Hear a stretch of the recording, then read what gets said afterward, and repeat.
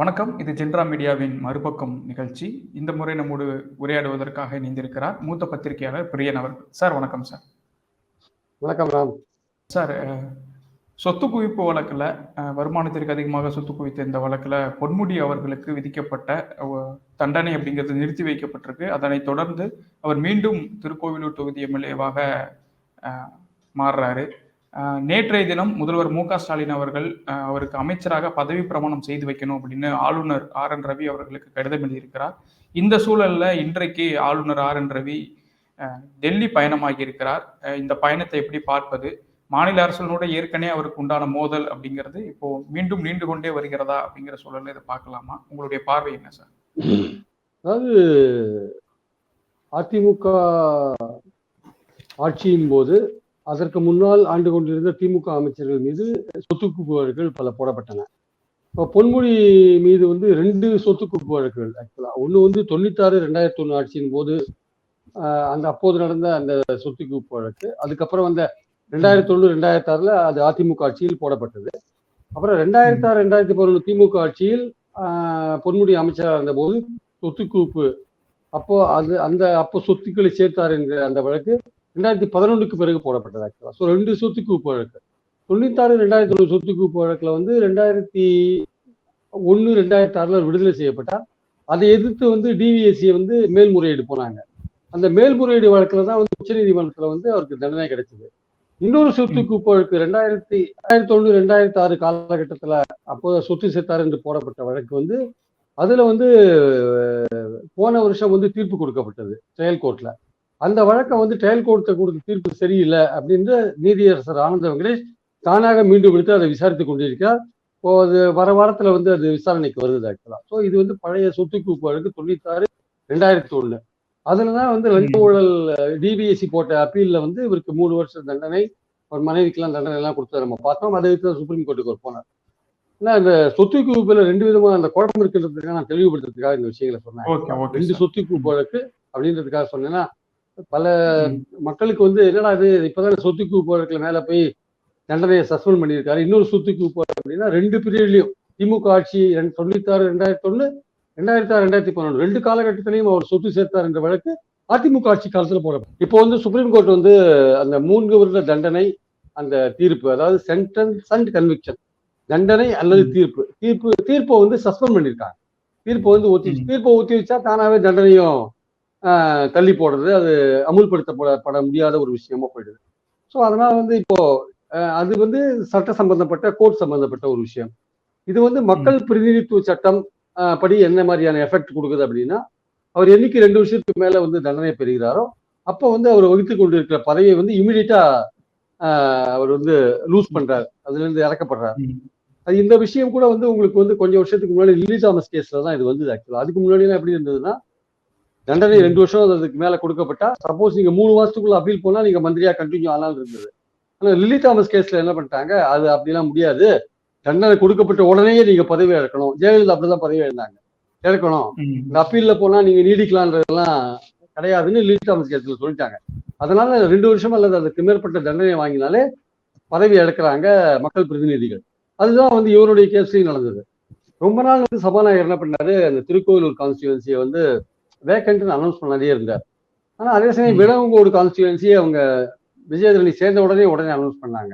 அதிமுக இருந்து என்ன பண்ணாங்க, விஜயபாஸ்கர் போன்றவர்கள் வந்து சபாநாயகர்கிட்ட மனு கொடுத்தாங்க, நீங்க ஏன் திருக்கோவிலூர் கான்ஸ்டியூன்சியை காலின்னு அனௌன்ஸ் பண்ண மாட்டேன்றீங்கன்ட்டு.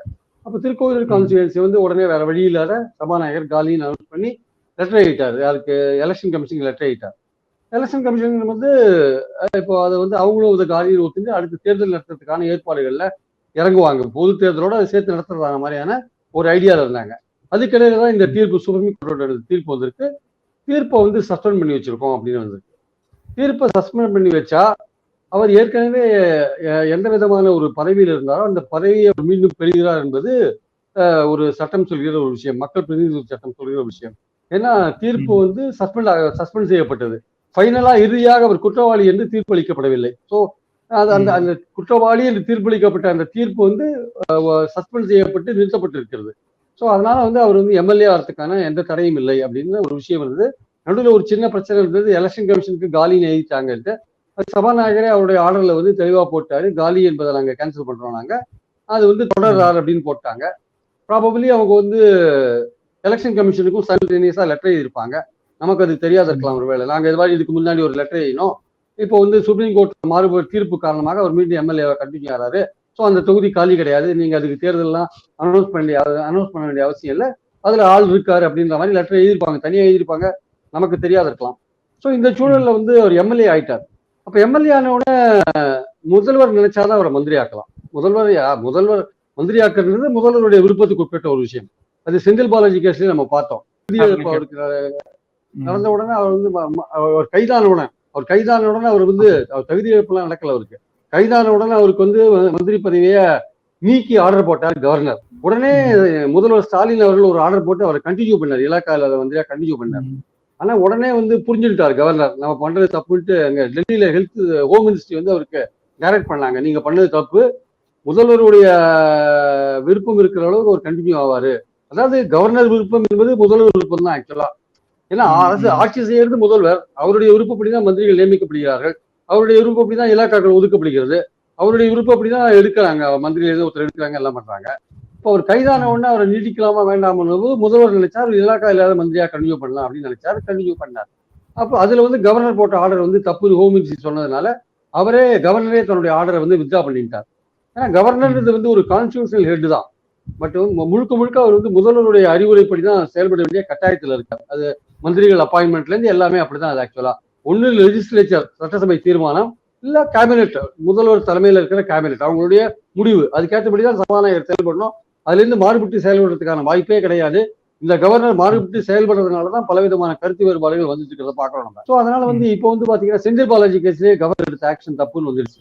அப்போ அவரு கொஞ்ச நாள் கண்டினியூ பண்ணாரு. அதுக்கப்புறம் அந்த விமர்சனங்கள் ரொம்ப அதிகமா போகவே செந்தில் பாலாஜிய சிஎம்ஏ வந்து ரிலீவ் பண்ணிட்டாரு, அமைச்சர் பதவியில் அமைச்சர்.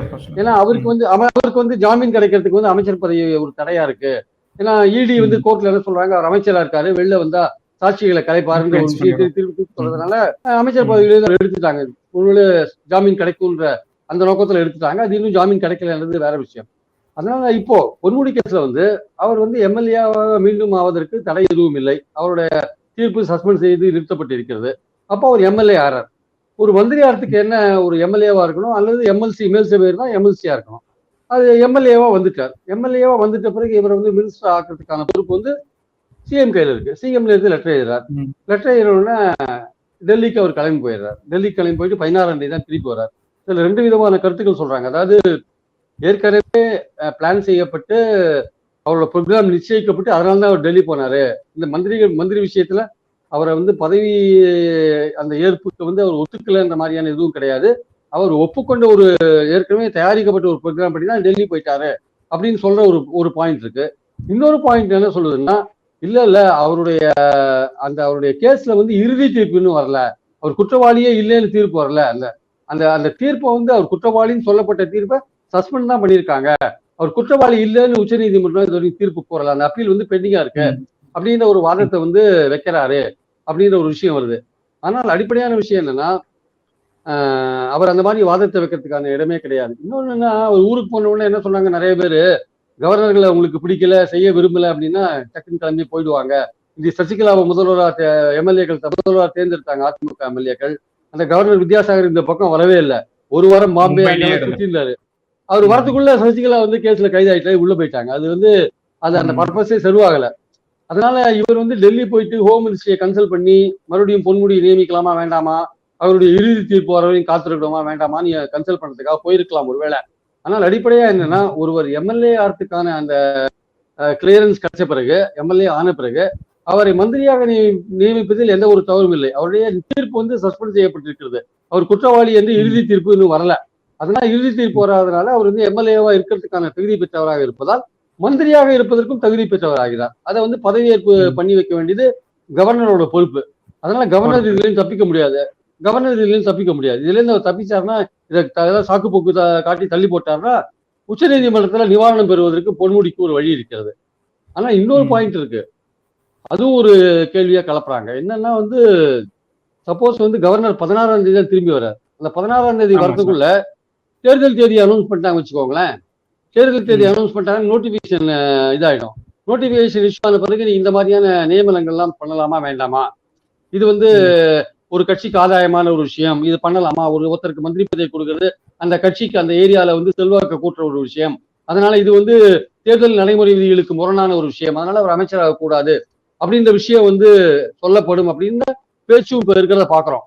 அதனால வந்து ஆனா வந்து சில சட்ட வல்லுநர்கள்ட்ட பேசும்போது அவங்க என்ன சொல்றாங்க, ஏற்கனவே அவரு தேர்தல் நோட்டிபிகேஷன் இஷ்யூ பண்ண பிறகு அரசாங்க அதிகாரிகள் டிரான்ஸ்பர் போன்ற விஷயங்கள், புதிய திட்டங்கள் அறிமுகப்படுத்துறது போன்ற விஷயங்கள், அது மக்களுக்கு சில சலுகைகள் கொடுக்கறது போன்ற விஷயங்கள், அதெல்லாம் வேணா வந்து அந்த தேர்தல் நடைமுறைக்குள்ள அதெல்லாம் பண்ணக்கூடாதுன்னு வரலாமே தவிர, ஒரு மந்திரியை நியமிக்கிறதுன்றது ஒரு அரசாங்கத்தோடைய கடமைகளை செய்யறதுக்காக அந்த சீஃப் மினிஸ்டர் தனக்கு உதவி செய்வதற்காக ஒரு அமைச்சரை நியமிக்கிறார்ன்ற போது அதை தடுக்கிறதுக்கான வாய்ப்புகள் இல்லை.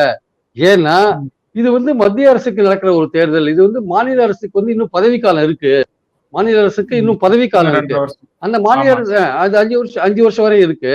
அது அதோடைய ஆட்சிக்குள்ள ஒரு மந்திரியை மாத்துறது வைக்கிறது, புதிய திட்டங்கள் அறிவிக்கல, புதிய சலுகைகள் கொடுக்கல, யாரும் அதிகாரிகள் டிரான்ஸ்பர் எல்லாம் எதுவும் பண்ணல, அதிகாரிகள் டிரான்ஸ்பர் எல்லாம் எலெக்ஷன் கமிஷன் கையில போயிடும்.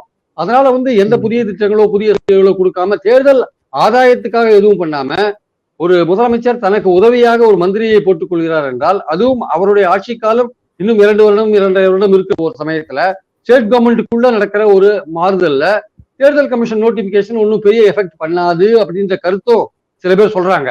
அதனால வந்து கவர்னர் வந்து என்ன மாதிரியான ஒரு சாக்கு போக்கு சொல்லி தள்ளி போட போறார் அப்படின்றத பார்க்கணும். நோட்டிபிகேஷன் இஷ்யூ பண்ணிட்டாங்கன்னா அதை சாக்கு சொல்லி தள்ளி போடுறாரா, இல்ல இறுதி தீர்ப்பு வரல அதனால நான் இவரை பதவியேற்பு பண்ணி வைக்க முடியாதுன்னு சொல்லி தள்ளி போடுறாரா, இப்படின்ற விஷயங்கள் இருக்கு. அதனால எது எப்படியா இருந்தாலுமே சுப்ரீம் கோர்ட்ல நாடி நிவாரணம் பெறுவதற்கான வழி இருக்கு. சில போது சட்டத்துல வந்து சில கிரே ஏரியாலாம் இருக்கும், அந்த கிரே ஏரியால இதுவும் உண்டு. ஆக்சுவலா அந்த கிரே ஏரியாவை தெளிவுபடுத்த வேண்டியது சுப்ரீம் கோர்ட்டோடைய கடமையா இருக்கு. பட் இதெல்லாம் ஒரு பக்கம் சட்ட சம்பந்தமா, கோர்ட் சம்பந்தப்பட்டமா, அட்மினிஸ்ட்ரேஷன் சம்பந்தப்பட்டதா இருக்கிற ஒரு இந்த சமயத்துல கூட என்னுடைய தனிப்பட்ட ஒப்பீனியன் கேட்டீங்கன்னா நான் என்ன சொல்வேன்னா, வந்து பொன்முடி அமைச்சர் பதவியில் நீக்கப்பட்ட பிறகு ராஜகண்ணப்பனை வச்சாங்க.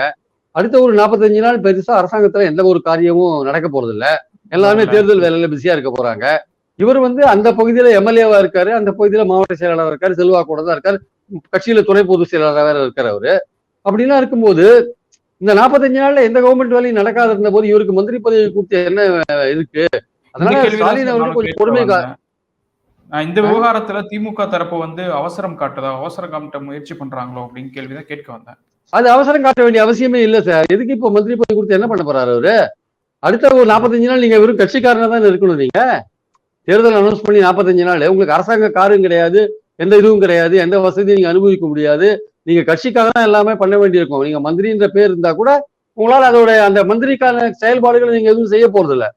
ஸோ நீங்க எந்த திட்டங்களையும் அனௌன்ஸ் பண்ண போறதில்ல, எந்த மீட்டிங்கும் நீங்க தலைமை வைக்க போறதில்ல, எந்த ஸ்கூலுக்கும் நீங்க எந்த காலேஜுக்கும் விசிட் பண்ண, மீண்டும் உயர்கல்வி கிடைச்சா நீங்க எந்த பல்கலைக்கழகத்துக்கும் போக போறது இல்லை. எல்லாமே ஒரு கட் ஆஃப் ஆகி நீங்க வந்து கட்சி வேலை, தேர்தல் வேலைன்னு அப்படிதான் நீங்க போக போறீங்க. ஆக்சுவலா எம்எல்ஏ மந்திரியா இருந்தாலும் உங்களுக்கு பெரிய ஒரு வித்தியாசம் இருக்கிறதுக்கான வாய்ப்புகள் இல்லை. அதெல்லாம் ஸ்டாலின் அவர்கள் வந்து இந்த ஒரு இஷ்யூவை வந்து கையில் எடுத்து இவருக்கு மந்திரி பதவி கொடுத்தே ஆனும் அப்படின்ற மாதிரியான விஷயத்தை வற்புறுத்த வேண்டிய அவசியம் இல்லை. இந்த தேர்தல் முடிஞ்சு இடங்கள்ல இந்த சந்தர்ப்பத்தை வந்து நழுவ விட வேணாம் அப்படின்னு அவர் நினைக்கிறாரா? இல்ல இந்த சந்தர்ப்பம் சரியான சந்தர்ப்பமும் இல்ல, இந்த சந்தர்ப்பம் சரியான சந்தர்ப்பமும் இல்லைன்றது அபிப்பிராயம். ஏன்னா வந்து இது வந்து இந்த தேர்தல் நெருக்கத்தில் இதை பண்ணும்பொழுது கவர்னருக்கு வந்து நீங்க ஒரு வாய்ப்பு கொடுக்குறீங்கல்ல, ஒண்ணு நோட்டிபிகேஷன் இஷ்யூ பண்ணிட்டா பண்ண முடியாதா அப்படின்ற ஒரு அந்த கிளாரிட்டி இல்ல. ஆக்சுவலா வந்து ரெண்டாவது வந்து இறுதி தீர்ப்பு வந்த பிறகுதான் பண்ணணுமா அப்படின்ற ஒரு கிளாரிட்டி எல்லாம் இருக்கிறத பாக்குறோம். நம்ம எம்எல்ஏ பதவி பெறத்துக்கோ எம்பி பதவி பெறத்துக்கோ தடையா இல்ல, அமைச்சர் பதவி பெறும்போது கவர்னர் வந்து முதல்வர் சொல்றதுதான் கேட்டு பண்ணணும். ஆனா கவர்னர் வந்து இந்த மாதிரி சமயங்கள்ல இந்த கவர்னர் ஏற்கனவே தமிழ்நாடு கவர்மெண்ட்டுக்கு பலவிதமான தொல்லைகள் கொடுத்துட்டு இருக்காரு, தொடர்ந்து பிரச்சனைகள் பண்றாரு, நம்ம பார்த்துன்னு தான் இருக்கோம். எது எடுத்தாலுமே பிரச்சனை பண்றாரு, ரொம்ப சர்ச்சைக்குரிய பல கருத்துக்களை சொல்றாரு, கால்டுவெல் உட்பட பல கருத்துக்களை சொல்றதை நம்ம பாக்குறோம். நம்ம அதனால இந்த கவர்னருக்கு எதுக்கு இந்த வெறும் வாய்க்கு அவல் வெல்ற மாதிரி இந்த விஷயத்தை கொடுக்கணும்? அவர் எம்எல்ஏ ஆயிட்டாரு, அடுத்த 40-45 நாளைக்கு ஒன்றும் பெரிய அமைச்சரை வந்து ஒன்றும் பண்ண போறது இல்லை. அதனால let him to the party ஒர்க்கை பண்ணட்டும். 2 தொகுதியில வந்து திமுக வெற்றி பெறத்துக்கு ஒரு உழைக்கட்டும், ஒரு விழுப்புரத்துலயும் கள்ளக்குறிச்சியிலையும். அதுதான் அவருடைய அடுத்த வேலையா இருக்க முடியும் ஆக்சுவலா. அதனால இப்போ அவசரமா இவருக்கு மந்திரி பதவி கொடுத்து ஒன்றும் பெரிய விஷயம் ஆக போறது இல்லை. அதனால ஸ்டாலின் வந்து கொஞ்சம் இன்னும் எம்எல்ஏவா வந்துட்டாரு, கொஞ்சம் பொறுமை காக்கலாம். இப்போ அடுத்த ஒரு தீர்ப்பு வந்துடும் சீக்கிரம். இந்த இன்னொரு சொத்துக்கு வழக்குல அது ஆனந்த வெங்கடேஷ் விசாரிக்கிறாரு. அதோட விளைவு என்னவா இருக்குன்னு நமக்கு தெரியாது. ஆனந்த வெங்கடேஷ் விசாரிக்கிறாரு, 15ஆம் தேதி விசாரிக்கிறாருல, அது வந்து இந்த 45 நாளைக்குள்ள அந்த தீர்ப்பு வந்தாலும் வரலாம், சொல்ல முடியாது. அப்போ இன்னொரு விஷயம் ஏதாவது இது இருக்குமா, இன்னொரு பிரச்சனை வருமா வராதான் நமக்கு தெரியாது. அப்ப எதற்காக ஸ்டாலின் அவசரப்படணும்? அதனால இந்த சொத்து குவிப்பு வழக்குல என்ன நடக்குதுன்னு பார்த்துட்டு அதுக்கப்புறம் வந்து ஒரு மந்திரி பதவி கொடுத்தா பெட்டரா இருக்கும் என்பது என்னுடைய கருத்து. ஸ்டாலின் வந்து இதை கொஞ்சம் கூர்ந்து கவனித்து செயல்பட வேண்டும் என்பது என்னுடைய வேண்டுகோள். ஆளுநருடைய டெல்லி பயணம் அப்படிங்கிறது 16ஆம் தேதி தான் ரிட்டர்ன் வராரு. இன்னொரு பக்கம் நீங்க முதல்ல அந்த சசிகலா, அதே மாதிரி வித்யாசாகர் ராவ் அவங்க அந்த பீரியடையும் மென்ஷன் பண்ணி சொன்னீங்க. ஒரு மாநிலத்தினுடைய அரசியல் போக்கை தீர்மானிக்க ஆளுநர்கள் முயற்சி பண்றாங்களா அப்படிங்கிற கேள்வியும் இது ஒரு சேர எழுது சார். இதை பத்தி நீங்க என்ன சார்? கண்டிப்பா சார், கண்டிப்பா. அதாவது நேரடியா வந்து இது பண்ண முடியாதுன்னு சொல்றதுக்கு பதிலா இப்படி வந்து தங்களுடைய எதிர்ப்பை வந்து வேறு விதமாக தெரிவிக்கிறார்கள். ஆக்சுவலா அது வந்து வித்யாசாகர் அப்ப பண்ணது வந்து மத்திய பாஜக சொல்லிதான் அது பண்ணார். ஆக்சுவலா சசிகலா குடும்பம் எந்த விதத்திலையும் வந்து பலன் பெற்றக்கூடாது, அது அதிகாரம் பெற்றுக்கூடாது, அதுல பாஜக தெளிவா இருந்தாங்க. அதனால அவங்க ஓபிஎஸ் தூண்டி விட்டாங்க. அந்த காலத்துல தர்ம யுத்தம் பண்றதுக்கெல்லாம் எல்லாம் அதெல்லாம் பண்ணாங்க. ஸோ பாயிண்ட் என்னன்னா வந்து அது மாதிரி வந்து தங்களுக்கு பிடிக்காத விஷயங்களை அல்லது மத்திய பாஜக என்ன விரும்புகிறதோ அதை செய்வதற்கு தான் இந்த கவர்னர் இருக்காங்க. அதாவது இதுக்கு முன்னாடி கூட காங்கிரஸ் ஆட்சியில் கூட கவர்னர்கள் பலவிதமான தடைகளை ஏற்படுத்தியிருக்காங்க. சென்னை ரெட்டி, ஜெயலலிதா தகராறுலாம் தெரிஞ்ச விஷயம் தான். ஆனால் வேறு பல மாநிலங்கள்லயும் கவர்னரோட விஷயங்கள், பன்வர்லால் புரோஹித் பஞ்சாப்ல போய் தகராறு பண்ணியிருந்தா தெரிஞ்ச விஷயம் தான். பட் நம்மளுடைய பாயிண்ட் என்னன்னா வந்து இந்த மாதிரியான தகராறுகள் ஏன் கவர்னர்கள் செய்கிறார்கள் என்றால், எதிர்கட்சி ஆளுற மாநிலங்கள் ஏன் செய்கிறார்கள் என்றால், அவர்களுக்கு அரசியலில் பிடிக்காதவங்களை குறித்து விஷயங்கள் வரும்போது ஏன் செய்கிறார்கள் என்றால், அது மத்தியில் ஆளுகின்ற கட்சியோட விருப்பத்தை தான் கவர்னர்கள் நிறைவேற்றுகிறார்கள். ஸோ அதனால வந்து இதுவும் வந்து மத்தியில் ஆளுகின்ற பாஜக வந்து திமுகவுக்கு ஏதோ பிரச்சனை பண்ணணும், சரி வேணாம் பொன்முடியா தள்ளி போறதுக்காக வழி இருக்கா அப்படின்ற ஆங்கிள் தான் வந்து அவங்க திங்க் பண்ணுவாங்க எடுத்தோடனே. அதனால வந்து இப்போ கவர்னர் போயிருக்கிற விஷயம் வந்து அங்க போய் கலந்து ஆலோசித்துட்டு வந்து நான் சொன்ன பலவிதமான காரணங்கள் இருக்கு இல்லையா, நோட்டிபிகேஷன் அனௌன்ஸ் பண்றது, இறுதி தீர்ப்பு வராது இருக்கிறது, இதெல்லாம் கணக்குல வச்சுட்டு ஏதாவது ஒரு கவர்னர் முடிவு எடுப்பாரா அப்படின்னு புரியாத விஷயம். சர்ச்சையை உருவாக்கணும்னா முடிவு ஏதாவது ஒரு பண்ணாத தள்ளி போறதுக்கான வழியை பார்ப்பாரு அவர் ஆக்சுவலா. பட் நான் முதல்வர்களுக்கு சொல்லுவது என்னவென்றால், அவர் மந்திரியாய் மட்டும் இப்ப என்ன பண்ண போறாரு, எதுக்கு வீணா தேர்தல் நேரத்தில் அவர் கூட ஒரு சர்ச்சைக்கு போறீங்க, அடுத்த 45 நாள் விட்டுருங்க, அதுக்கப்புறம் இந்த இன்னொரு சொத்துக்கு கூட வரட்டும், அதுல என்னென்ன மாதிரி நிலைமை வருதுன்னு சொல்ல முடியாது. ஸோ வெயிட் அண்ட் வாட்ச், அவசரப்பட்டு எதுவும் பண்ணாதீங்கன்றதான் நான் ஸ்டாலினுக்கு சொல்ற விஷயம். சார், ஆளுநர் அவர்களை பொறுத்த வரைக்கும் வந்து உயர்கல்வித்துறை அமைச்சரா பொன்முடி அவர்கள் இருக்கும் போதுமே கூட ஆளுநர் சட்டப்பேரவையிலிருந்து வெளிநடப்பு செய்யும் போது அவர் வெளியில போங்க அப்படிங்கிற ஒரு இதெல்லாம் சொன்னாரு. அப்போ இது தனிப்பட்ட முறையில பழிவாங்கல் முயற்சி அப்படிங்கிற மாதிரி பார்க்கலாமா, இல்ல இந்த ஆளுநருக்கு ஏற்கனவே ஸ்டேட் கவர்மெண்டோட ஒரு பிரச்சனை இருக்கு, அதை அந்த வரக்கூடிய வாய்ப்புகளை நம்ம பயன்படுத்திக்கலாம்னு அவர் எடுத்துக்கிறாரா? இல்ல, அது அவர் உயர்கல்வித்துறை அமைச்சரா இருந்தபோது, ஆளுநர் வந்து சான்சலரா இருந்தபோது பல பட்டமளிப்பு விழாக்கள்ல வந்து பொன்முடி மாறுபட்ட கருத்தெல்லாம் கூட பேசியிருக்காரு. புதிய கல்விக் கொள்கை நாங்க அரசாங்கம் அமுல்படுத்தாதுன்னு பேசியிருக்காரு. கவர்னர் அதுக்கு ஆதரவா பேசுவார். ஆமா, அவர் ஆதரவா பேசுவார், இவர் எதிராக பேசியிருக்கார். பல பட்டமளிப்பு விழாக்கள்ல பொன்முடி கலந்துக்காத கூட இருந்திருக்காரு, அதெல்லாம் கூட நடந்திருக்கு. ஸோ அதனால வந்து பொன்முடி மீண்டும் அது எந்த உயர்கல்வித்துறை அமைச்சரா இருந்தாலுமே திமுக கவர்மெண்டோட ஸ்டாண்டு தான் சார் பேச முடியும். அது ராஜகண்ணப்பனா இருந்தாலும் சரி, நாளைக்கு வந்து வேற ஒருத்தர் தங்கம் தனரசு வந்தாலும் சரி, எக்ஸ்ஆர்ஓ யாரா இருந்தாலுமே திமுக கவர்மெண்ட் ஸ்டாண்டை தான் வந்து அவங்க போய் பேசுவாங்க. நீங்க ஒரு சான்சலரா இருந்து கொண்டு அரசாங்க பல்கலைக்கழகங்கள்ல அரசாங்கம் செலவு போட்டு நடத்துற பல்கலைக்கழகங்கள்ல நீங்க சான்சலர் ஒரே அலங்கார பதவியை கையில வைத்துக் கொண்டு நீங்கள் அந்த பல்கலைக்கழகத்தை உங்க விருப்பத்துக்கு ஏற்றபடி இந்துத்துவ அஜெண்டாவுக்கு ஏற்றபடி மாற்றணும்னு நினைக்கிறப்போ நிச்சயமாக இங்க இருக்கிற மாநில அரசு செலவில் நடத்தப்படும் பல்கலைக்கழகங்கள்ல இருக்கிற அந்த அரசாங்க உயர்கல்வித்துறை அமைச்சர் வேடிக்கை பார்த்து கொண்டு இருக்க முடியாது. ஸோ அதனால வந்து அவர் வந்து எதிர்ப்பு குரலை தெரிவிக்க வேண்டியது ஒரு கடமை. அதனால வந்து அவருக்கு ஏற்கனவே இவங்க வந்து பல அவசர மசோதா இதெல்லாம் சட்டங்கள்லாம் நிறைவேற்றிருக்காங்க. என்ன சட்டம்னா வந்து அரசாங்கத்துல தமிழ்நாடு அரசாங்கம் சார்பாக நடத்துற பல்கலைக்கழகங்கள்ல சான்சலர் பதவியை வைஸ் சான்சலர் பதவியை ஃபில்அப் பண்ற அந்த பவர் வந்து கவர்மெண்ட்டுக்கு இருக்கணும்ன்ற மாதிரியான அதை தான் வந்து வாங்கி கையில வச்சுட்டு இருக்காரு. அதை வந்து அப்ரூவ் பண்ணாதே வச்சுட்டு இருக்காரு கவர்னர். ஸோ அது வந்து ஒப்புது. சுப்ரீம் கோர்ட் சொல்லியுமே வந்து பேச்சுவார்த்தை நடத்தி சுமூகமான முடிவு கவர்னருக்கும் தமிழ்நாடு கவர்மெண்ட்டுக்கு எட்டலைன்றதை நம்ம பார்க்கணும். அதனால கவர்னர் வந்து ஒரு பிடிவாதத்தோட இருக்காரு. கவர்னர் வந்து ஒரு பிடிவாதத்தோட அது வந்து பட்ஜெட் செஷன்ல வந்து பேசுற விஷயங்களானாலும் எந்த விஷயமானாலும் ஏதோ ஒரு கான்ட்ரவர்சியில வந்து தன்னை தொடர்ந்து ஈடுபடுத்தி கொண்டிருக்கிறத நம்ம பார்க்கிறோம். ஸோ இதையே வந்து ஒரு பொன்முடி விஷயத்தையும் வந்து ஒரு கான்ட்ரவர்சியா, பொன்முடி அவருக்கு பர்சனலா கூட பிடிக்காத இருக்கலாம், அது வேற விஷயம். ஆனால் அவர் வந்து அரசாங்கத்துடைய பாலிசியை வந்து சொல்ற ஒரு மந்திரியா தான் வந்து மேடையில் இருக்க முடியுமே தவிர வேறு மாதிரி கவர்னருக்கு ஏற்றபடி அவர் ஜால்ரா அடிக்கிற மாதிரி எல்லாம் இருக்க முடியாது. அதனால வந்து இது நாளைக்கு பொன்முடி இல்லாட்டி இன்னொரு மந்திரியா இருந்தாலும் கவர்னரோட மேடையில அப்படிதான் திமுகவுடைய பாலிசி குறித்து அவங்க பேசுவாங்களே தவிர கவர்னருக்கு அது எப்படி பேச மாட்டாங்க. அதனால பொன்முடி என்கிற தனிநபர் மீது அவருக்கு இருக்கிற பிரச்சனையா நான் பார்க்கல. திமுக கவர்மெண்ட் மேல இருக்கிற அதுக்கு சங்கடம் கொடுக்க வேண்டும் என்கிற பாஜக, மத்திய பாஜகவின் நோக்கத்தை நிறைவேற்றுகிற ஒரு ஆயுதமாகத்தான், கருவியாகத்தான் கவர்னர் இருக்கிறார் என்பது என் கருத்து. தொடர்ச்சியா பார்ப்போம் சார். 16ஆம் தேதி அவர் மீண்டும் தமிழ்நாடு வருகிறார். நீங்க சொன்ன மாதிரி இருக்கக்கூடிய பல்வேறு விஷயங்களும் அன்றைக்கு தெரிஞ்சிடும். மிக்க நன்றி சார், உங்களுடைய நேரத்தை எங்களுக்காக பகிர்ந்துகிட்டதுக்கு. ஜென்ரா மீடியா நண்பர்களுக்கும் நன்றி. மீண்டும் மற்றொரு மறுக்கம் நிகழ்ச்சியில் சந்திப்போம். நன்றி சார். தேங்க்யூ.